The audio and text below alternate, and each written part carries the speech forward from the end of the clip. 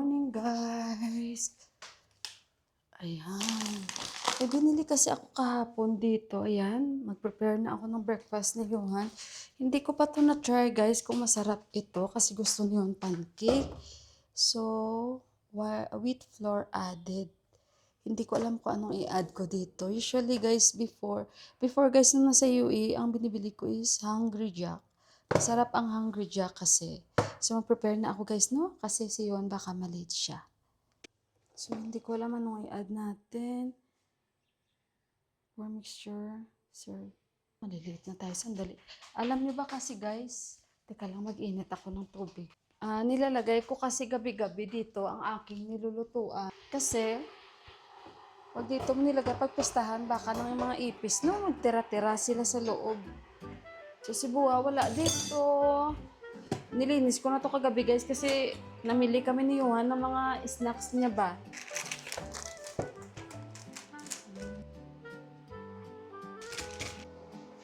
So, 1 spoon, 2 spoon, 3, dito na yung bata.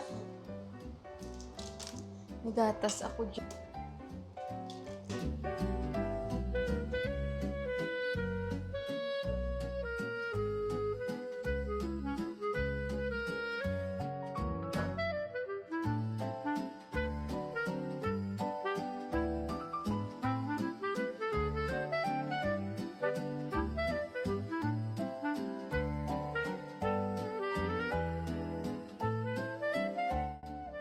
Sana success, parang nasunog ata. Wala na nasunog na nga.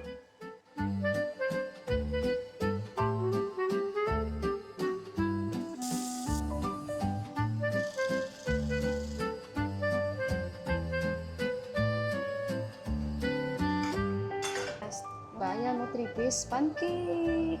Tapos scrambled egg. Panic na, guys. Teka lang, bigay ko muna tong coffee. Look yun yung pancake. Ano? Choo-choo. Kantan ako nga ni Palya. Lagi kasi yun, hindi gitara. La la la la la la la la. La la la la la la la la la la. Sabi niya, mama, memorize mo na. Sabi ko, oo naman, anak. Lagi mo piniplay yan. Yung pag-perform daw nila, guys, nakalimutan ng sir niya yung lyrics ng Sweet Child of Mine. Natigil daw yung sir niya kanta ng kanta. Tawa ko yun. Pero sabi niya, it's okay. Lahat naman nagsisigawan pa rin. Dasan niya. Tawa ko, guys. So, ayan na. Kain na muna si Yuhan. Ayan, yung breakfast. Tara. Kain na, anak. Good morning, Yuhan! Happy siya, guys, kasi gusto niya pancake. You want the knife? Bread knife? Okay, okay. Maya, look. Check the time, ha? Tikman nga natin to, guys. Thank you, Lord. Ganito pala siya, oh.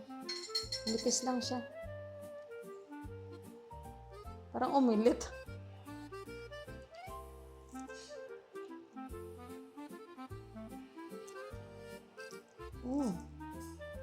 Tasty din pala tong Ken.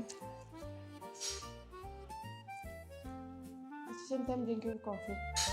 Not bad. Pwede rin pala siya parang gawing waffle.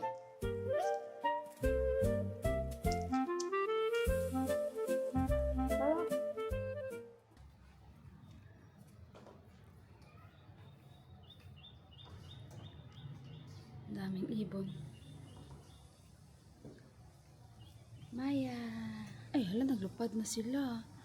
Ayan, guys, nagatiid pa naman ako dito. Tara na, anak, kami na. Tapos na kami, tapos na si Yuhan mag-breakfast. Ang ganda ng ating kapaligiran. Tahimik. Pero, mukhang mabanas.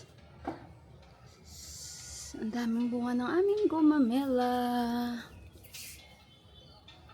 Teka lang, guys. Daming bunga. Ala, nakailaw pa pala yung ilaw namin dito. Yan. Yan. Paggabi. 10 o'clock. 10 o'clock. Nahiga na kaming dalawa. Tumatabi ako sa kanya kasi pag wala dito si Deepak. Ay, by the way guys, si Deepak. Saan yung mobile ko? My mobile is upstairs!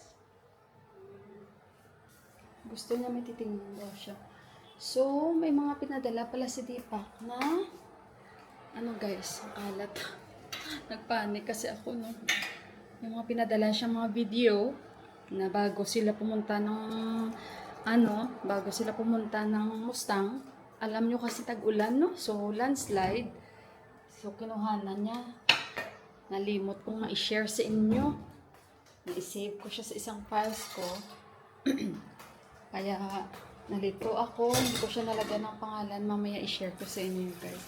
So, si Buwa wala dito dahil siya ay pumunta nga sa Nepal Army Hospital. Sinabi ko rin kay Deepak, nung sinabi ko na magpapa-hospital daw siya bukas, parang nag-iba yung mukha ni Deepak. Nung sinabi ko sa Nepal Army, sabi niya, okay. Sabi niya, kukuha lang yan siya ng alaw niya, ng mga allowance niya sa gamot. Kasi kailangan yan. Kailangan niya talagang pumunta kasi sayang lang din. At check-up, free check-up na rin sa kanila ng mga retired army. Alam nyo guys, yung ano ni Buwa, yung kanyang, di ba nasabi ko sa inyo, na nag-add yung kanyang pension. Wala guys, hindi pumasok. Harap ka lang, galiot, 7:59 na. So, sandali muna guys ha. Tapos dito pala sa amin guys, parang, bakit parang nagwala yung aso? Para siyang wolf. Yung aso parang hitsura niya wolf. Saan yun siya galing? Baka wolf yun. Mga hitsura ng mga aso dito guys. Parang nung last nga, naglalakad kami ni Johan. May nauna sa amin. Bakit kaya parang naging raccoon yung hitsura ng aso guys? Sabi na ni Johan, no, hindi pa pumasok sa isip ko yung raccoon. Pero guys, nasabi agad ni Johan sa akin kasi nag-overtake sa amin yung aso. No, you know, the dog looks like raccoon ya. No, yun no? Raccoon talaga guys na bigla talaga siya nag-overtake sa amin ni Johan dalawa. Dito lang sa amin. Tapos, hindi, ang kulay niya talaga, raccoon talaga ba? Na makikita natin sa mga cartoon, sa mga animated movies, o di kaya makikita. Ay guys, nagulat talaga kami habang kami naglalakad niyon. Sabi agad niyon, si Johan mismo nagsabi, Mama, see that dog? Looks like a raccoon. So ako naman guys, nung nakita ko yun, bago pa sabihin ni Johan, yun ang pumasok sa isip ko. Pero hindi ko masabi yung name, yung raccoon ba? Kasi nagda-download pa siya sa utak ko. Ano mo yung pangalan na yun? Ganon. So ngayon, nung sinabi ni Johan, pareho pala kami naramdaman. Sa totoo lang guys, tapos nakita ko, sinabi ko rin kay Deepak, tawang-tawa si Deepak. Totoo, nakita niya kasi yung aso. Kakaiba yung kulay ng aso. Saan ba kayo makakita ng kulay ng aso na parang purple, na parang hindi mo maintindihan? Basta guys, para siya talagang raccoon talaga guys. Pati yung mga, niya, yung balahibo niya ba. So katulad nun guys, saan yung galing? Baka yun dito kasi minsan, no, hindi natin alam yung mga nag-ikot-ikot. Kasi nga alam nyo ba na sa Kathmandu nga, buti nga ngayon parang nakokontrol na, pero hindi pa rin ba ma-avoid kasi naikwento din nila dati, nila ni Prasanbay, na kung minsan bawjo manonotice mo yung parang middle of the night, like mga 1 o'clock, grabe yung mga ng mga aso ba, yung mga tahulan, kasi nga may mga story yan before na may mga pag middle of the night, kahit nga guys ngayon hanggang sa mga taray area talaga, mga very remote area, mga middle of the night, buti nga may mga CCTV na yung iba sa kanila. May mga tigre guys na nga namamasyal, may mga tigre, kaya minsan aso ang mga kaaway nila. Kaya yon dito daw dati sa lugar din namin, pero nadakip na daw yon. Pag middle of the night, may mga namamasyal-masyal o nakakawala-wala na mga tigre ba. Bye. Love you. Good luck ha. Okay, God bless. Bye-bye. Kailang babay tayo. So ayun na si Yuhan. Yan, antayin lang yun ni Yuhan. Away silang dalawa, oh. Hey guys, ito naman yung breakfast ko. Sunny side up, toasted bread, and coffee. So sa labas tayo mag-breakfast guys. Okay guys, dito ako mag-breakfast para kahit paano hindi ako feeling mag-isa ba. Meron akong sasagutin kasi may question kagabi si kabayan or ma'am. Ayan yung kanyang tanong po sa atin. Paano if career woman ka, ayaw mo magtrabaho sa bahay? Do they take it against you? Kakalabanin ka ba ng mga in-laws mo? Sabi ko nga, depende po yan sa pamilya na puntahan ng isang Filipina. For example, mayaman ang kanyang napangasawa, sobrang yaman, so nakadepende rin po sa kanilang pag-uusap niyan. Magtatrabaho pa ba or papatigilin siya? Or kung talagang may mga businesses sila, sa kanila na rin talaga yun kung ano ang kanilang pag-uusap.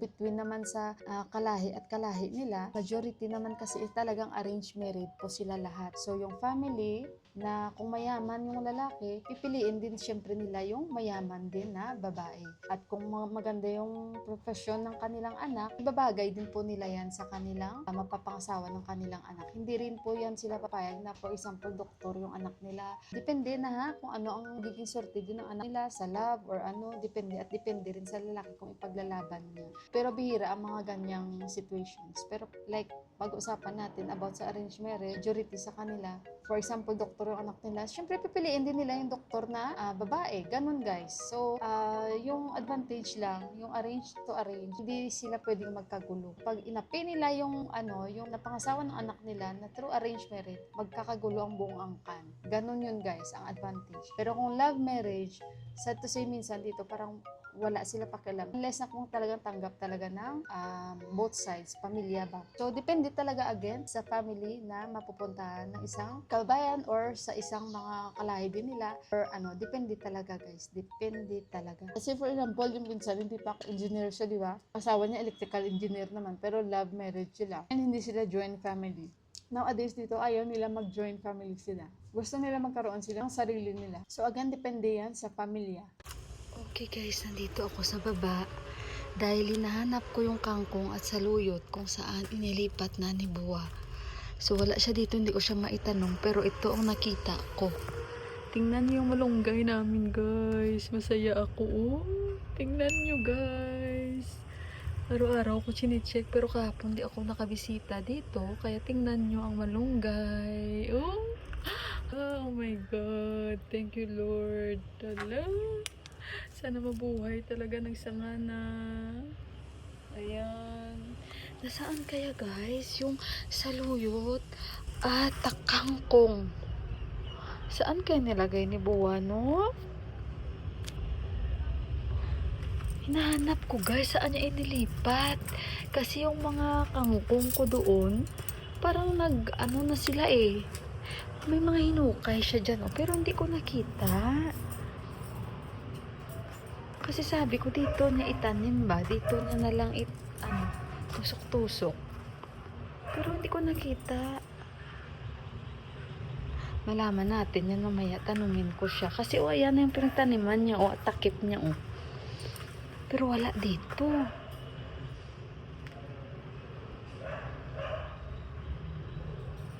Hala, saan niya kaya guys? Baka nainip na siya pag-antay ba?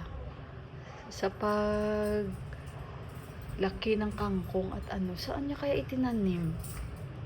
Basta masaya ako sa aking malunggay guys. Oh my God.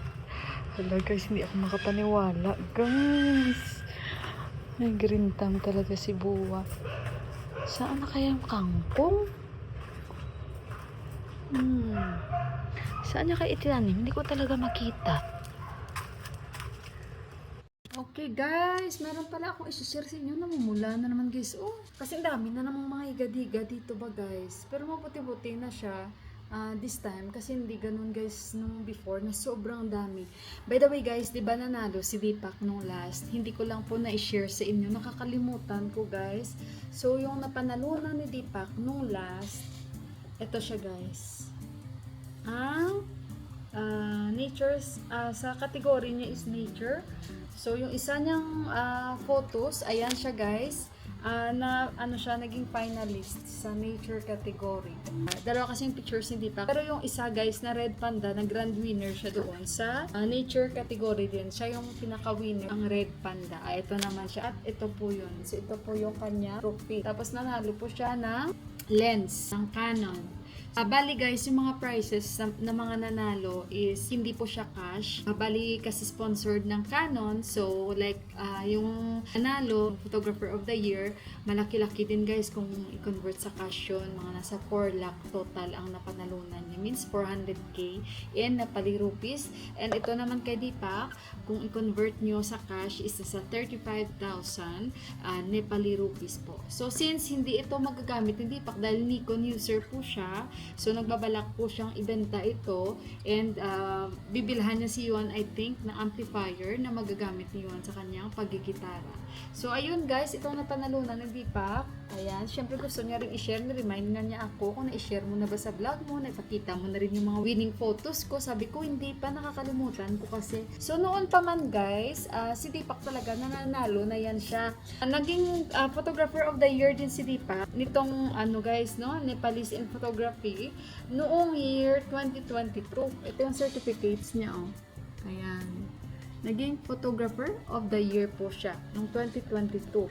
Sabi nga niya, yun nga lang that time, siguro hindi pa gano'n na may mga sila like kagaya nito. Yung hindi na ba kagaya na may mga sponsor na talaga sila. Time siguro wala pa talaga. So kaya wala daw siyang prize talaga na nakuha. Kundi ito lang parang certificates lang talaga. But anyway, at least diba, na-discover siya. So ito guys, no, nananalo siya sa mga photo contest kasi talagang nag-ano siya, no, nag-join siya. Ito naman year 2076. So, yung year 2076 nila is, ayan siya guys, kasi hindi ko naman sa ulado talaga, no?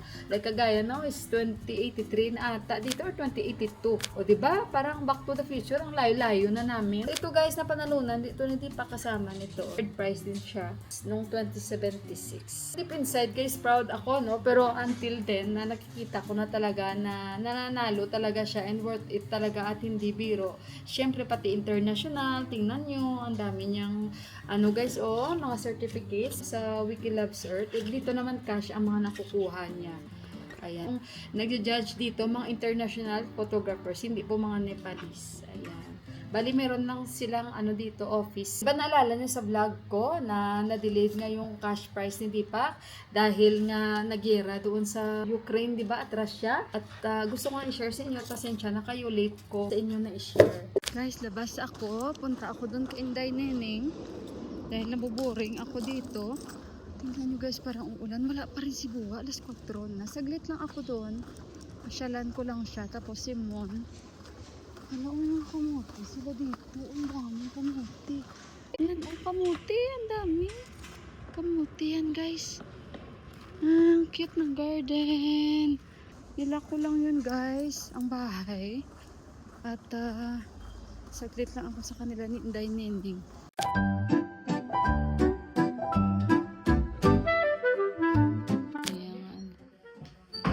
Ayan na, laro-laro siya. Oh, ngipin na yan siya guys. Dalawang piraso. Dalawang piraso ba naman ang balon?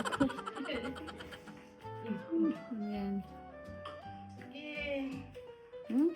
Grabe, ang buyag lang. Sige be. Sige be. Nepalese. Filipino Got Talent mo. Oh. Tsura, doon ginakapoy na ho. Doon ginatuyo na ho. May tulog? Hindi pa yan, yun yung pan matulog. Pinapagod niya yung sarili niya. Ano gusto mo? Hindi pa yan, yun yung pan matulog. Pinapagod niya yung sarili niya. Ano gusto mo?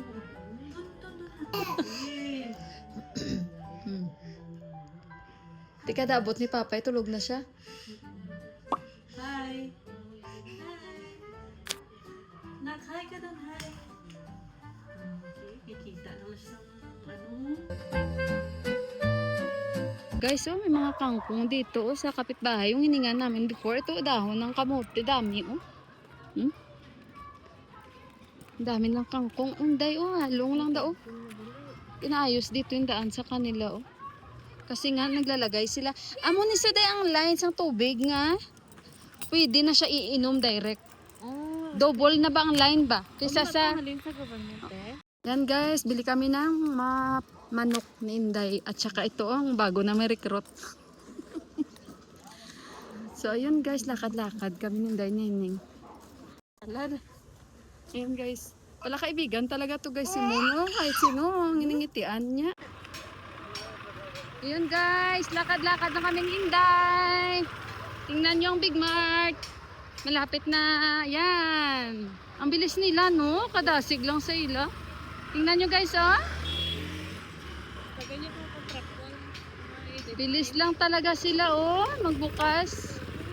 Yung kapitbahay namin, dito pala sila. Oo. Si... Baka magulat yung mga staff ng kapitbahay natin. Ayun siya, oh. Ayan guys, yung Big Mart. Sobrang happy na namin. Hindi na kami maglalakad ng malayo para bibili. Yan. Okay guys, kauwi ko lang. Pero tingnan nyo, dyan na si Buwa. Ngayon lang siya guys nakarating. Oh. Ahoy. Alas 5 na guys, magsi 6 o'clock na. Ngayon lang siya nakauwi. Okay guys. So sabi ko kay daddy, kumain ba siya ng kanin? Hindi daw, ang kinain niya noodles. Chow chow. Tapos hindi naman daw siya gutom. So ito yung manok na binili ko. Si Johan nandyan na.